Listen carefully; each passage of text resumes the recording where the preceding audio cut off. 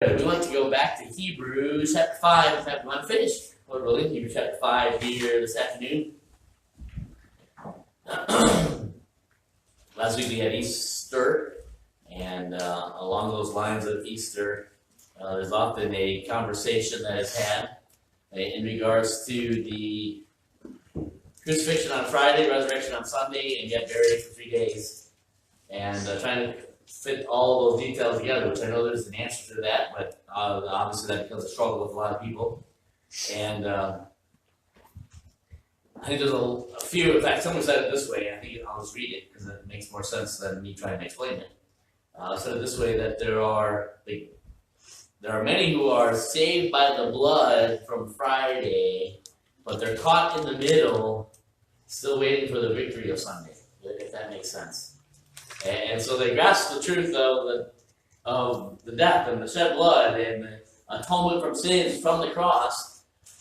And they rejoice in that. They rejoice in the Good Friday, but they haven't quite claimed the benefits of Easter Sunday morning of the victory over death, the victory over the grave. And I think this next passage kind of reminds us of that disconnect of one from the other. In my family's home, I guess I should give illustrations about movies when I was just talking about we should be out in the world. But in our family's home, we often have, we'll say, disagreements in regards to the definition of the word classic when it comes to movies. My wife's definition of classic is, those. What she said. A classic. Name some.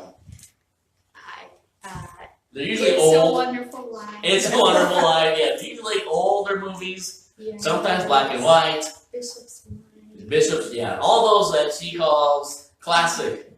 Now, I consider anything with Don Knotts, that's classic. Yeah, exactly. I consider anything that's got like Martin Short and what's the other guy? Oh, those Daughters Wedding. What was that? I forget the guy's name. Steve Martin. Martin Short. If they're together, that's classic. Who's the mall cop guy? That Paul, whatever his name is. Kevin James. Yes, Kevin James. That's classic movie. And so something will be on TV, and I said, "Oh, kid, this is a classic." My wife just looks at me and says, It's not a classic. "Yeah, that's not a classic." And she refuses to allow me to use that word for my classics because of her cherishing her classics. Don't say it that way. And maybe it's just more than her that defines classics in that regard. But a movie probably somewhat in the middle that probably is safe to mention, this goofy semi-classic movie, is Princess Bride. Nothing about the title stems for something that I would be interested in, but it has a lot of funny things in it. And that would be another one that I would say, that's classic, and my wife would say, no, it's not. But if you've ever seen this movie, and again, I'm not trying to promote the movie, and I'm not asking you to go home and watch the movie. But basically, it's about technically, the story format is sick grandchild, grandpa comes over, reads a story, and the story then is the gist of most of the movie. But as he begins to tell the story, there's some romance scene right at the beginning. And so you go from the bedroom, sick kid on the bed, grandpa next to the bed reading the story. Suddenly you're back here in, whatever, Wonderland, and where the actual book he's reading is taking place. And suddenly it's like the movie stops, and we're back in the bedroom, and the grandson's saying, "Oh, Grandpa, I don't want to hear that kind of skip that part."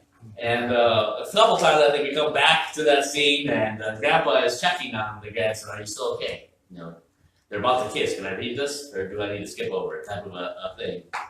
Well, anyway, I don't think that the writer of Hebrews intended on us to go to the thinking of the Princess Bride when we come to these last verses. But ultimately, what the writer of Hebrews is doing is exactly what that movie does. He's just presenting the very reality of Christ as the great high priest, the final high priest, and brings in the Old Testament that they would have been aware of. A reality of the line of Melchizedek, and then he stops. And it's like the scene changes, and he goes back to the bedroom scene with a sick child on the bed and says, "Oh, wait, time out. Are you ready for this?" Are you going to be able to grasp this? I just want to make sure that you're following to this point with me. And I know that we probably have all heard messages on these verses, and frankly, I was kind of looking forward to preaching a message about the benefits of meat. But I have to say, a lot of times, the messages that I've heard about this passage, I'm not going to say that they're preached incorrectly, I'm not saying that they're preaching wrong doctrine. But I think it misses the context. And I'm glad that we do our studies and verse by verse, because it continues to remind us of what the context is. So, as we look at these verses, my point will be to remind us back to the context, not just the fact of meat, the goodness of meat, but the reminder of, in the context, what does that mean? What were they hearing, and how do we fit those pieces together? Let me read these verses, and then we'll dive into them. Beginning in verse 11. Of whom, speaking of verse 10, called God a high priest after the order of Melchizedek, of whom we have many things to say and hard to be uttered, seeing you are dull of hearing. For when for the time you ought to be teachers, ye have need that one teach you again, which be the first principles of the oracles of God, and are become such as have need of milk, and not of strong meat.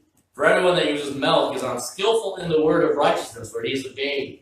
But a strong meat belongeth to them that are of full age, even those who by reason of use have their senses exercised to discern both good and evil. These verses are not, in essence, a verse that should be used specifically, as far as the context goes, to say, kind of go along with our morning message. You know, you've been saved for X amount of years, you should be keeping Sunday school by now. These verses are not necessarily should be used to say, you've been saved, so why aren't you doing the work now? The verses from this morning were, this isn't exactly what this is saying. And so let's look at this. I'm going to call this, we're going to review first. Are you ready for this? Are we ready for this? And look at some of the things that keep us from being ready for this.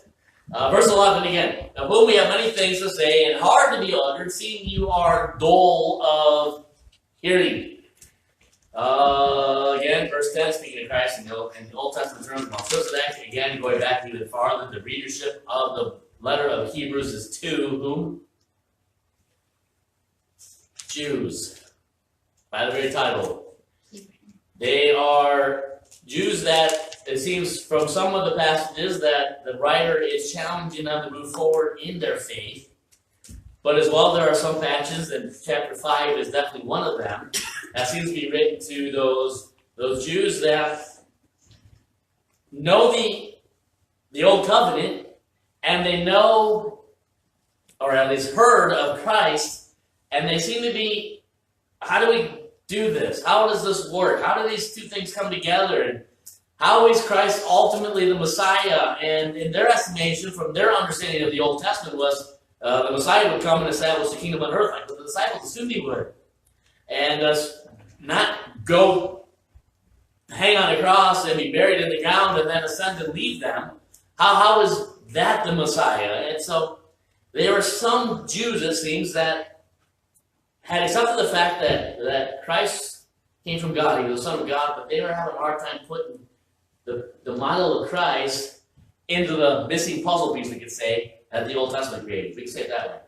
The Old Testament created a puzzle that was supposed to be pointing them to Christ, and right there in the middle was that piece that only Christ could fill. They couldn't figure out how to get Christ, what they knew of him, into that piece, into that missing shape there. How does he fit? And so almost as if this book is written to both believing Jews that needed kind of some encouragement in moving forward, and as well certainly unbelieving Jews that this is not a necessarily an evangelism type of a book, but it's to those Jews that knew Old and New, the Old Covenant and the New Covenant, just hadn't accepted the reality of Christ yet. Knew of him, had been taught of him, maybe have even left to a point some of their Judaism and had maybe even been a part of some of those New Testament churches that Paul would have been traveling around and visiting, but yet just really struggled with how does this all connect? What is this? And so when he says here in verse 11 that they were dull of hearing, certainly in our English definition of the word dull, we think of scissors. there was a while there that every time that I needed to cut something, there's not many times that I use scissors at home. Yeah. I have a paper cutter, and if it can't be cut with a paper cutter, there's really no reason that I'm doing that. I don't do craft projects or anything along those lines. But it always seemed like there was something that I would have to use scissors for. It just came up periodically. And it seemed like every time I grabbed a pair of scissors, they were dull. They couldn't cut. You know, maybe if it was paper, it would cut. Well, you know, like cardstock or something. And I have just a note, they're missing again. But I have a pair of scissors that I bought, and I said, these are for me. They stay on my desk. Got a little holder for them. Pens, scissors right there in the middle. Those are mine. But it seems like then, when there are craft projects going on for school and whatnot, they get borrowed. But then they get borrowed to another place. And so we often had an issue, and I kept getting the dull scissors, or scissors would get repaired or returned, but they'd be the wrong ones, they'd be the dull ones, not the sharp ones. Dull scissors are really kind of, well, they lack their point. Have you ever tried to use dull scissors? You've ever tried to, I guess for the guys, and I guess I'm not the one to talk about it today, but have you ever tried to shave with a dull razor? Doesn't work well. Dull lawnmower blades make a mess of the yard. And so when we think of the word dull in our English term, we think of things along those lines. But the dull, as far as the Greek word, has that idea of being sluggish or lazy. It has the concept of being impossible to push. Literally, it means no push or negative push. And so it has this concept of the hearing has stopped. It's not working anymore. And I guess I put the first point up there. They are one of the things that keeps them from being ready, keeps us from being ready, kept them from being ready for what is to come here in the book of Hebrews, was their inability to hear, inability to understand. So those still trying to figure out what it means to be a Christian and move forward in that. They had heard the message, they had heard the gospel message, they had heard the connection of the old and new so many times that they had almost lost in their familiarity, if you can say it that way, of the reality, the application of the truth. We can say it this way. Have you ever, those verses that you probably memorized as a child? You memorized them and you memorized them. I was in a Awana program. If you were in a Awana program, there are a lot of verses that repeat every year. And so if you go through the whole Awana program, as I was able to do, I guess up until 8th grade and there, you memorize and they become known as those are Awana verses. Because you said them every year, and you had to get quizzed on those verses every year. And I know that this is the case many times, that those Awana verses begin to lose their meaning in my mind because, well, I've known them for so long, and they're Awana verses.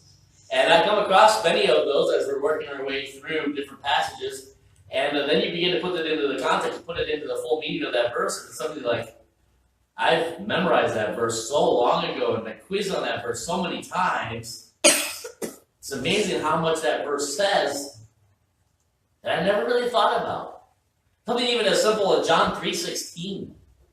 I've heard some amazing messages from John 3:16, only that verse. And challenge my walk from John 3:16. That we become dull of hearing. It's just like, we've heard it so many times, the hearing stops. One of the reasons why the writer of Hebrews was concerned to continue on with the explanation of Christ was, you may have heard this so many times, saved person, but you haven't connected the dots in the application.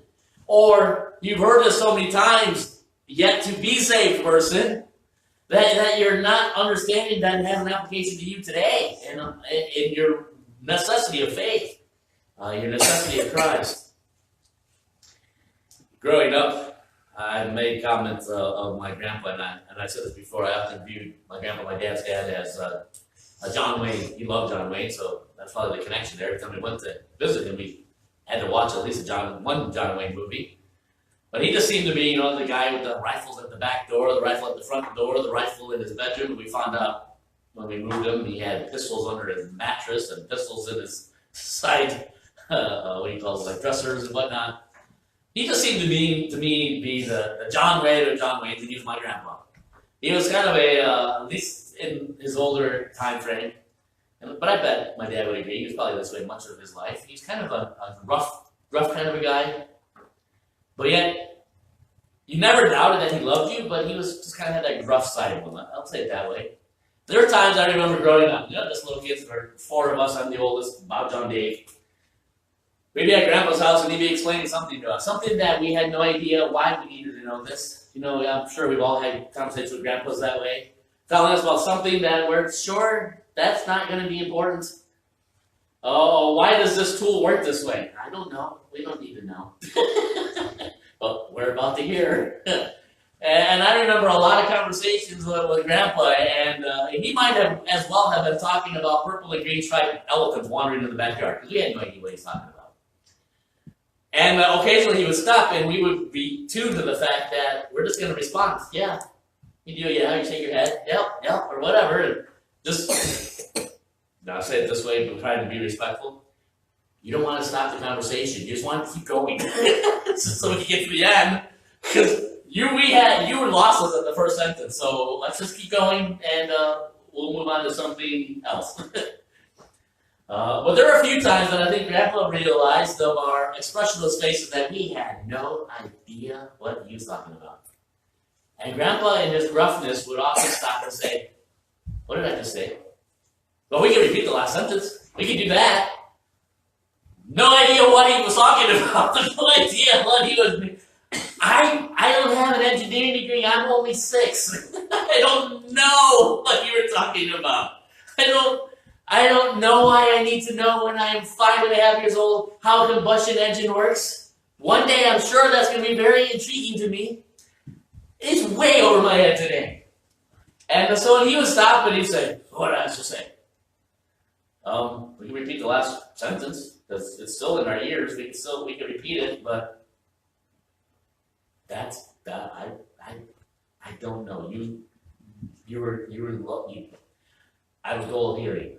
Well, that was a dull hearing. I wasn't able to keep up with his conversation at this point, and because my hearing had stopped, everything I said thereafter wouldn't matter. It was no push on the hearing from that point forward. Not to pick on my daughters. They love math to the same extent that I love peanut butter. Mm-hmm. And mathematics is something that builds one upon, it all. Plus and minus, division and multiplication is just the basics, and then you go to this, and now suddenly you're moving into the pre-algebra, and you try to figure out what letters have to do with math. And then you're moving on into shapes and sizes and what do you call it, the densities and all of that. And then you just keep moving farther and farther, everything building upon the next. And there's been a few times, I haven't used these words, but there's been a few times at a meal that they discussed the impossibility of math. And I've had to remind them, number one, math is actually very useful. You will probably have to use some sort of math for the rest of your life. You might not realize you are, but you will have to use math for the rest of your life to some extent. But as well, you have to pay attention to class on day 1 to be able to understand what they're talking in class on day 101. Don't have dull hearing. Don't just stop the hearing. Now I just say, go talk to Grandma. Grandma loves math. Go talk to Grandma. And Grandma doesn't mind going all the way back to day 1 and saying, "Okay, so you should have known. Here's going to build it all the way up. Now we're there. Now you're getting it." And they come back, "Oh, hey, we know. We got it. We understand." Dull in understanding. We've got to realize there's a temptation at times. I think even in our own lives, there's a temptation at times to become dull. Our hearing just stops. We've heard it so many times it doesn't we don't compute anymore. Like math. And it just stops there. But then it continues on in verses 12 and 13. But when the time you ought to be teachers, you have need that one teach you again, which be the first principles of the oracles of God, and are become such as have need of milk, and not of strong meat. For everyone that uses milk is unskillful in the word of righteousness, for he's a babe. Now, I'd like to point out this morning I had, every Sunday morning we have biscuits and gravy, one of my favorite breakfast things, so every Sunday morning it's biscuits and gravy. And it's typically that I like milk. I'll have 2 or 3 glasses of milk in the morning. And I enjoy milk. I like milk. There'll be a few times, it hasn't been recently, not that recent, but there are times that there's some food that just seems to be good with milk. And I know a lot of adults, when they get older, they have no interest in milk. This doesn't, their taste buds don't work with milk, or maybe their digestion doesn't work with milk, or however that works. I still like milk, and there's still times that, especially if it's cold milk with some things are amazing. There's nothing that is being said in these two verses that says that milk is bad. Milk is still beneficial. But the point is, we got to move beyond the milk. We got to move beyond that which is for the babes and realize that we got to include more than just milk in our diets. Obviously, I had more than just 2 glasses of milk. And I obviously eat more than milk. Not only is there a dull understanding that keeps us from being ready to comprehend what is to come next, but dull in that maturity. The question I have there in the first line, I guess it's not a question, I just have the point. I'm going to make it a question. What are the principles of the oracles of God? In the context. I've heard this message preached this way. I've heard these verses preached this way, and it goes back to, say, basic understanding of the first 11 chapters of Romans. The very principles of the oracles of God would be the very essence of sin and salvation and the aspect of works and grace. All the things that, while they may not reference Romans 1 through chapter 11, but it's basically that the very basics of Christianity. It's basically summed up in Romans chapters 1 through 11. What, to the writer of Hebrews, writing to the recipients of Hebrews, what would have been the first oracles of God? The principles of the first oracles of God. The law that was Yes. in the Old Testament. The law. Yes, this is pre-cross. This is pre-Christ. This is going back before Romans chapters 1 through 11. This is going back to the law that as they would have been accustomed to, as they would have been trained, as they would have been going to the synagogue week after week, Sabbath after Sabbath, and being taught, and then going to the temple 7 times a year for different feasts and festivities. They would have been taught in those first principles of the oracles of God. For a Jew, this would not have been what we consider the basics of our Christianity. This is going back to the very roots of Moses and Abraham and Isaac and Jacob, all of those from the Old Testament and the reality of the law and the prophets and the priests and all of that. In that context. And again, not that these messages that I've heard that have referenced it for our lives as far as the very basics of Christianity is necessarily a wrong application. That's not necessarily what it's intended to mean, though. Not intended where it's going. These readers of this letter knew about the practices, the feasts, the sacrifices, the role of the high priest, the role of the Levites, the role of the scribes, the laws of the land, the laws of their own homes, the laws in regards to their own marriages, the laws of all of that apply to every aspect of their life. The first principles of the oracles of God to them. Frankly, if there was something that is probably lacking in a New Testament understanding, it would be what would have been basic for them, if you say it that way. For us, our day and age after the cross, it's easy for us to assign the principles of the oracles of God as the very basics of Christianity. Because the very extent of the law is a little fuzzy in our opinions, in our lives, because we know Christ fulfilled it all. But this goes back before our understanding, back before our knowledge, back before the cross, and it goes back to Moses. Remember Christ as he's walking with the 2 along Emmaus? I mentioned this last week. Where did he go with them? To show them who he was. He went back to Moses. He went back to the first principles of the oracles of God that they knew, that they had been taught. That should have been a direct arrow, a flashing arrow saying, here comes Christ, here comes Christ, here comes Christ. They knew the Old Testament, they knew the law, they knew all about Moses, but they didn't have the flashing sign saying, and so here comes Christ. They just had here's the knowledge of truth, Moses. Here's the reality of the law, Here's the law. Here's the reality of Abraham, Isaac, and Jacob. Here's the history of it. They knew the application to their lives because of the Old Testament, but they were not seeing the flashing light that said, and because of this, here comes Christ. This is all directing you to Christ. This is the school teacher directing you to the reality of the cross. And so they were not only dull in understanding, they were dull in their hearing. Their hearing had stopped. There was no push anymore, no go anymore. They were dull in their maturity, meaning they were still focused on the simplicity of what they had learned.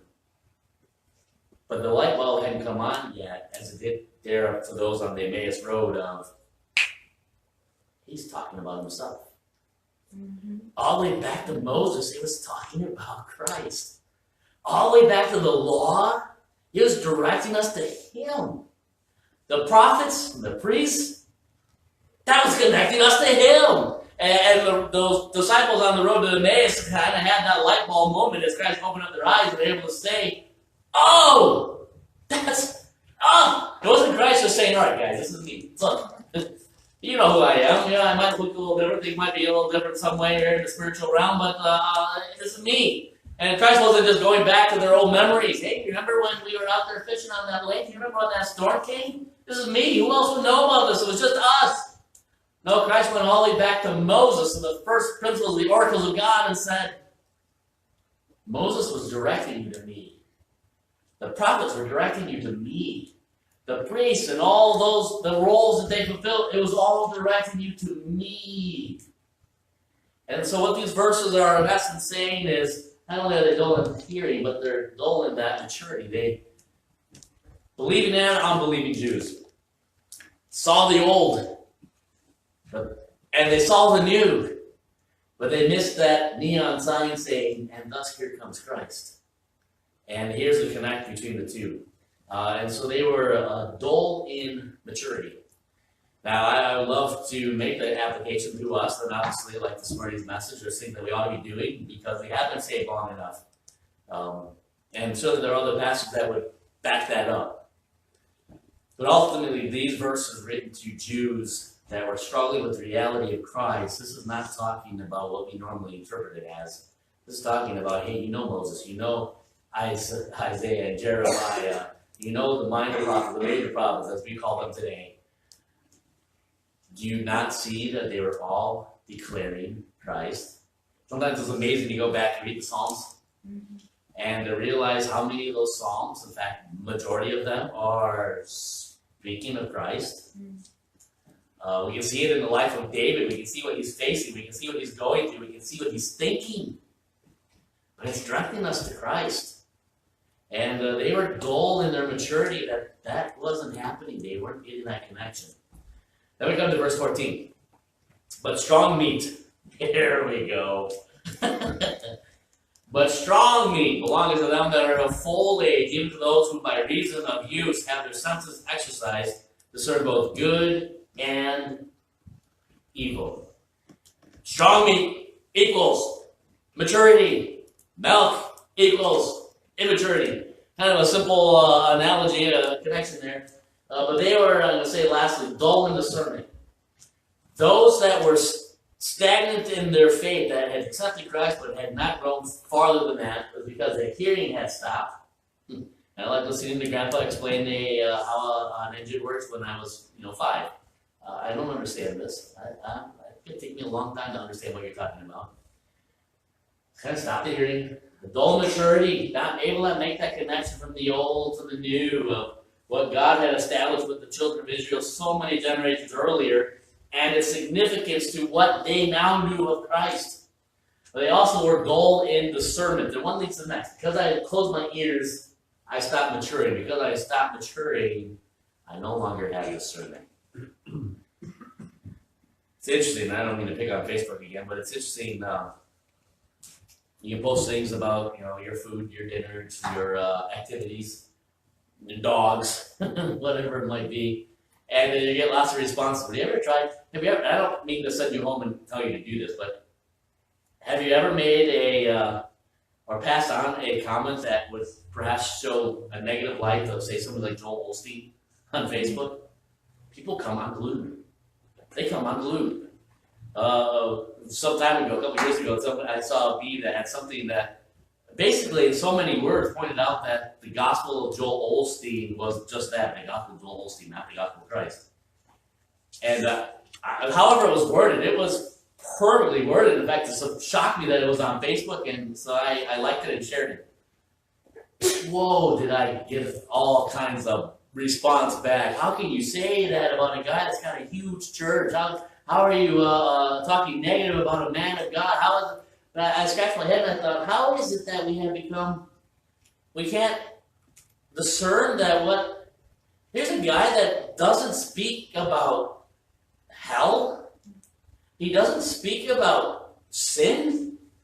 He doesn't speak about our need for redemption. But yet, I'm supposed to agree that he has the gospel message in its entirety?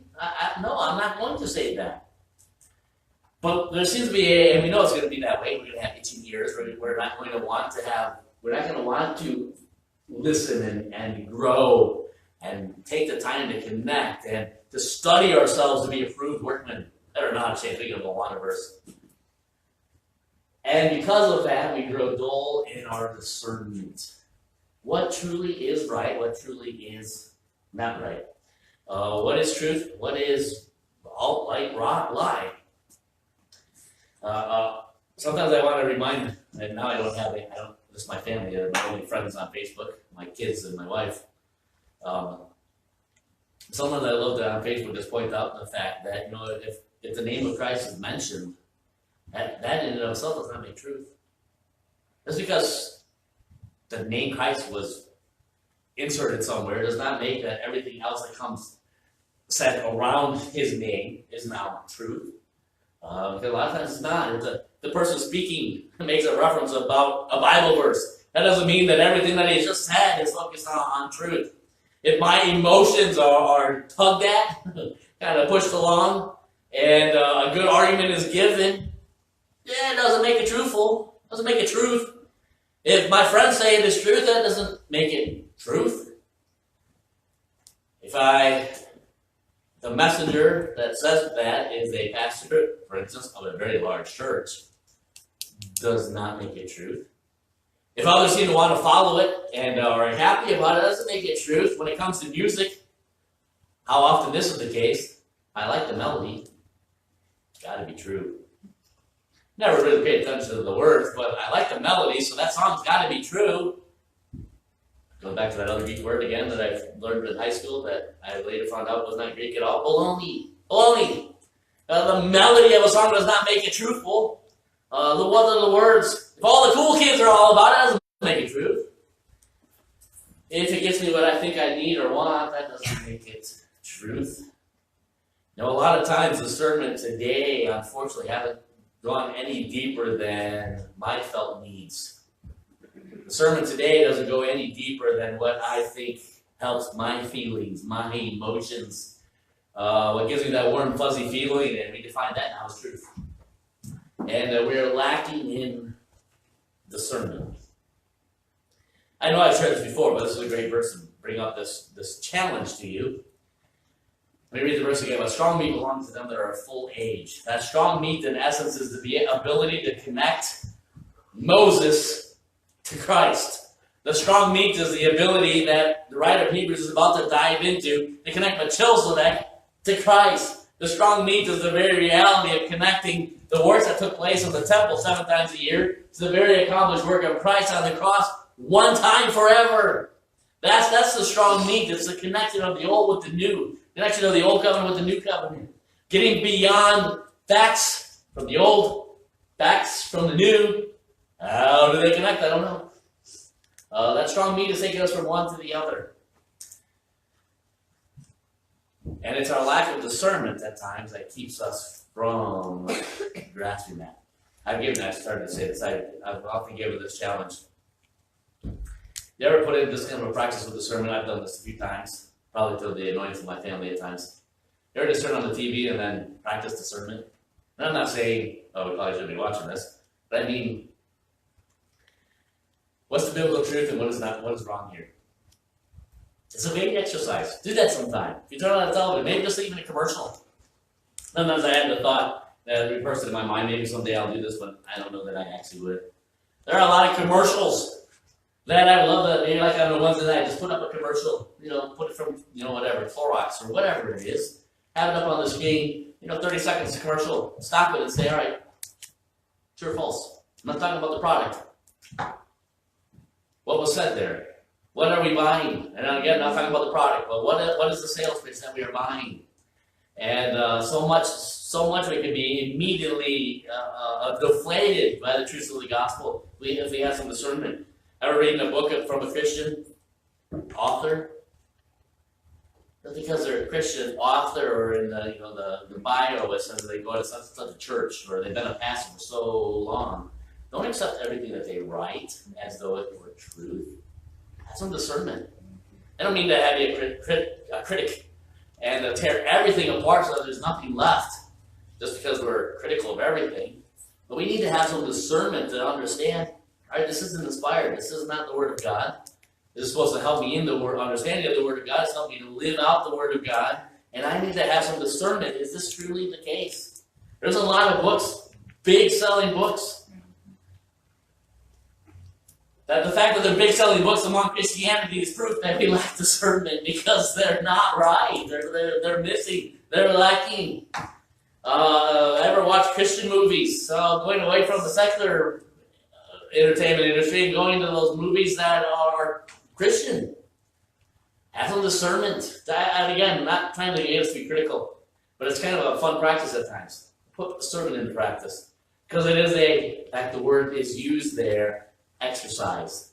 You got to exercise it. You got to put it into practice. You got to put the effort out. You got to do some discerning here. What is really being done? What is really being said?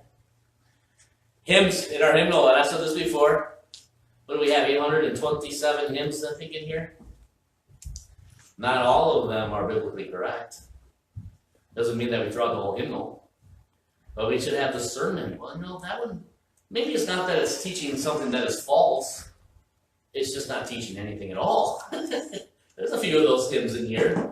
There's not necessarily that it's teaching, an antichrist or a gospel that is not another. But it's just not teaching anything at all. And there's nothing there. There's no basis that makes that a Christian song, a Christian hymn. But again, we like the melody. We've heard it before. It's a church song. We gotta have some discernment and practice discernment. We need to exercise that discernment. Are we ready for this? The next several chapters of Hebrews, I'll give you a warning, are not easy to grasp. This is like that Princess Bride where we're going to go back to the bedrooms and the grandpa's going to stop and say, wait, time out. Can you handle this? Is your mind ready for this? Will you stop the hearing? I know the facts. That's all I need to know, just the facts. But have you stopped the hearing so that you're missing out on the next step of growing, connecting the dots, figuring it all out, and which takes you to the next step of then being able to exercise all that we gather from our senses, plural, to be able to discern what is right, what is good, what is evil, and to put it into practice. We need to exercise discernment. I can't tell you how many times we're good. I think good, intentioned Christians that have made some pretty bizarre comments in the 17 years that I've been here. Not talking necessarily church members, but just in the community. Proving that they lack discernment. Proving that that something is true because the majority of many other people said it was. Because something is true just because it seemed to be popular at the time. Something is true just because the group, the church, the denomination said it was to be. And we're lacking discernment. I know I've shared this before as well. One of the things that I like to ask missionaries when I see them, especially ones I know, when they leave, they take for the birds. They go away for 4 years, they come back. What do you notice about American Christianity? What is it that you see? And I'll often ask them that for missionaries I know, like our missionaries that I know well. Almost every single time, their answer will be, the church here in the United States of America is more and more showing a lack of discernment. Brent has said the same thing. Now he doesn't, well, now he does. He seems to be leaving the country quite a few times now with different opportunities he has. But the church today is showing more and more a lack of discernment. We are just accepting things at face value instead of searching the scriptures daily to see if they seem to be so. Why are we lacking discernment? Because we're lacking in maturity. Why are we lacking in maturity? Because we're probably lacking in our hearing. We stopped it. Closed off the hearing. No push. Little meaning there. No push. And it's not computing anywhere. We need to move to the milk. We need to move from the milk. Let me say it all together. To the meat. We need to move to the meat. And we're about to eat the meat. So let's go to the word of prayer. Lord, we thank you again for all that you've done for us. I thank you for the truth of these verses. I do pray that we be challenged in our own heart how often it is that we know the truth, we know the facts. Sometimes we don't often take the time to actually study it out and make the connection. Sometimes we don't actually exercise our senses in regards to discernment. I pray that you challenge us in that way, that we be like the Bereans, who were more noble than those in Thessalonica, and that they searched the scriptures daily to see if these things were so. And I pray that you would challenge us in that regard as we continue on in a world where more and more are going to be having itching ears and following after and heaping to themselves teachers who will itch those ears. I pray that we be able to understand the importance of having discernment, the importance of having maturity, the importance of continuing to hear what the truths of your word say. And I pray that you'd use us as we do. In Jesus' name, amen. In closing, you want to look at 496. I surrender all.